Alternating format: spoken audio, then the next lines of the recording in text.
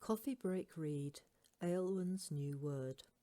From Dying on the Streets, the 8th Di and Julia Mystery by Jane Jago and E.M. Swifthook. Spardo is a common insult in Di and Julia's word. Means literally eunuch, metaphorically stupid fool. That evening, when he arrived home from work, Julia thought Di looked weary, and she guessed at a difficult case. She was about to try and pry the problem out of him when fate intervened. Aelwen had picked up a word to add to Dada, Mama, Dog and Unit.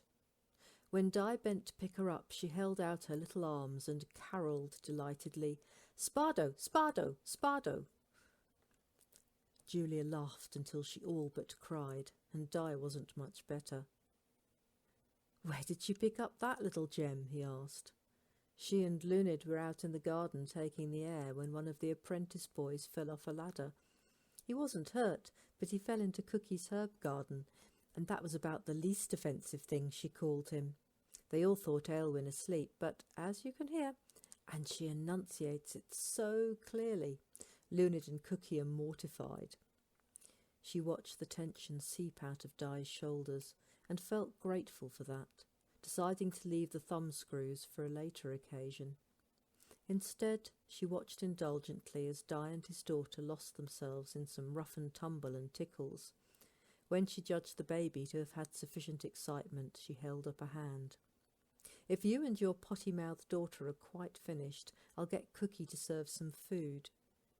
Di threw Aelwen up in the air and caught her expertly. "Lead us to it."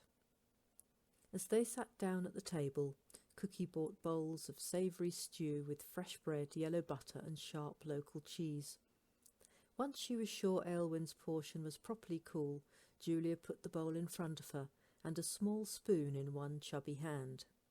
"Eat, monster," she said lovingly. Aelwen obliged, albeit with a lot of noise and splashing. "Look at her," Di said proudly. "Not quite a year old and already feeding herself." "And Murch, who is kindly cleaning the floor under her high chair,"